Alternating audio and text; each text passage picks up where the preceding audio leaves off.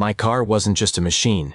It was 4 years of sacrifice sitting in my driveway. Every late shift, every skipped vacation, every time I told myself, not yet. It all led to that moment when I finally held the keys in my hand. I remember just standing there staring at it like it wasn't real. Like if I blinked too hard, it might disappear.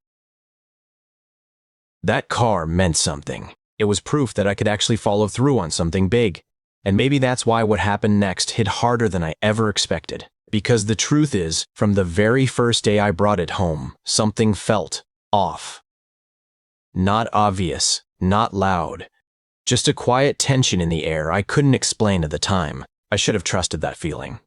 I should have paid more attention to the way certain eyes lingered a little too long. But I didn't. And that mistake? It cost me more than just money. The day I brought it home felt unreal in the best way possible.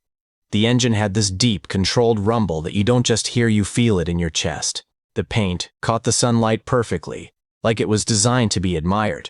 And I won't lie, I took the long way through the neighborhood just to enjoy every second of it. When I finally pulled into my driveway, a couple of neighbors were already outside, drawn in by the sound alone. One of them walked over, smiling, asking questions, running his hand just above the surface like he didn't want to risk touching it. Another pulled out his phone, snapping pictures like it was some kind of event. It felt good, not in an arrogant way, just earned.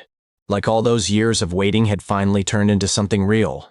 Even the neighborhood itself felt calm, almost picture-perfect. Clean sidewalks, trimmed lawns, that quiet sense of order you expect in a place managed by an HOA.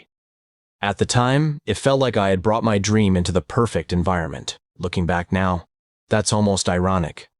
I noticed her the same day, standing just far enough away to pretend she wasn't watching. Mid-50s, perfectly styled hair that didn't move even in the wind, posture stiff like she had something to prove just by standing there. She didn't smile like the others. Didn't ask questions. Just observed, arms crossed, lips pressed into that thin line people get when they've already decided they don't like something. Or someone. Later, I found out her name was Rita, one of the HOA board members. Though the way people spoke about her, you'd think she ran the entire place. The kind of person who treats guidelines like personal commandments. It didn't take long for her to make her stance clear. The next morning, as I was heading out, she was there again, this time close enough to speak. She glanced at the car, then at me, and said, almost casually, "That kind of vehicle doesn't really fit the community aesthetic." No greeting, no introduction. Just judgment. I laughed it off at the time, thinking it was one of those harmless opinions people throw around. But the way she looked at me afterward, it wasn't harmless. It felt like a warning. At first, it was small things. A comment here, a look there, nothing direct enough to take seriously. But within a few days, Rita made it official. She showed up at my door with a clipboard, like she was conducting some kind of inspection, and started listing complaints in that calm, controlled tone that somehow made everything sound more irritating. The car was too loud. It disrupted the peace. It didn't align with the neighborhood's image. I stood there, half confused, half amused, waiting for her to get to the part where she was joking. She never did. Instead, she told me I should consider replacing it with something more appropriate. That was the word she used. Appropriate. I remember asking her straight up if there was any rule I was breaking. She paused just for a second, then shifted into something vague about community standards and expectations. That didn't sit right with me, so I went inside, pulled up the HOA bylaws, and read every line myself. Twice. There was nothing, no restriction on vehicles, no noise violations, and I was even close to crossing. I was fully within my rights, but that didn't stop her. The visits continued, each one a little more pointed than the last, like she was trying to wear me down instead of proving anything. And then, just like that, it stopped.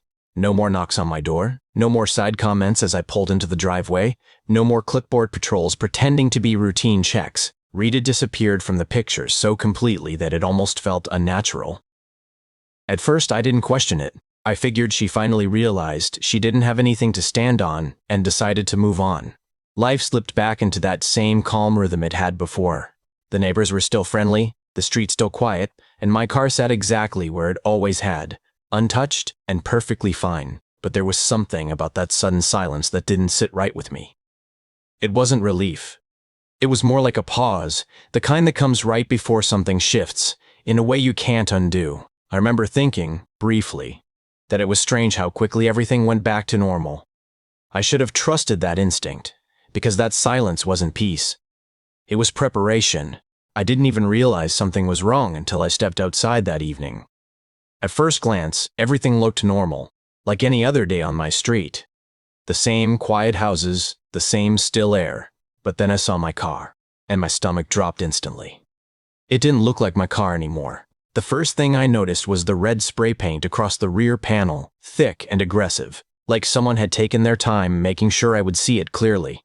Then my eyes moved lower. All 4 tires were completely flat, not just deflated, but destroyed, the rims sinking into the ground like the car had been forced to its knees. I walked closer without even thinking, my steps slower with every inch, until I saw the side mirrors.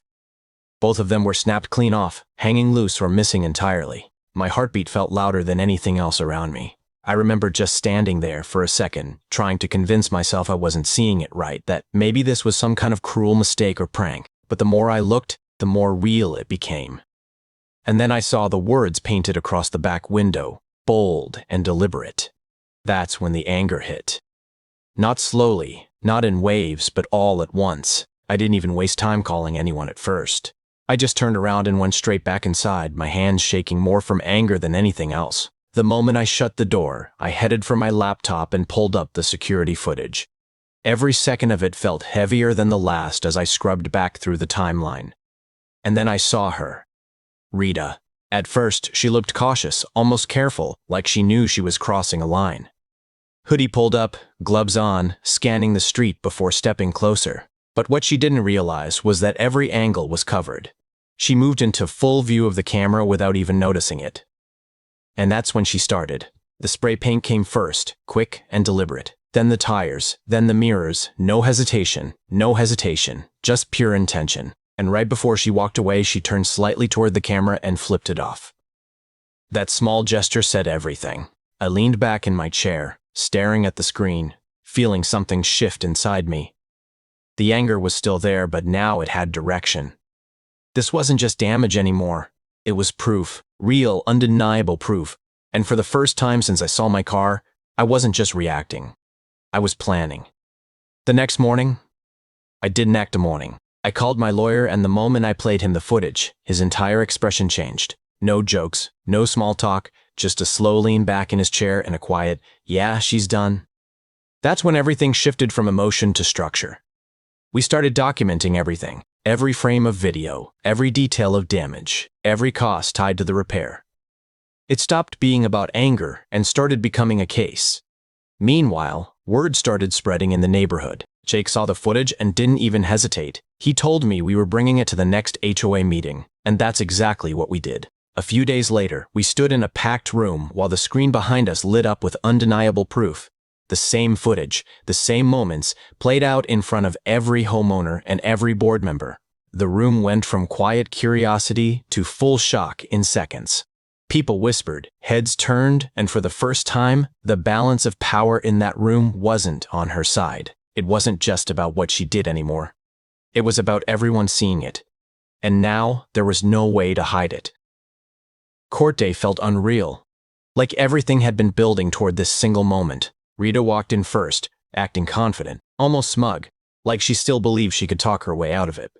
But that confidence started fading the second the footage played in front of the judge. The room went silent as every action was replayed in detail spray paint, destroyed tires, broken mirrors. When asked if she denied it, she hesitated, then tried to twist the story into protecting neighborhood standards. The judge didn't even let that sit. A short pause, then the verdict came down clear, firm and final. Guilty. And just like that, everything she had built her defense on collapsed in front of everyone. Rita tried to deny everything until the very end, but the evidence didn't leave her anywhere to run.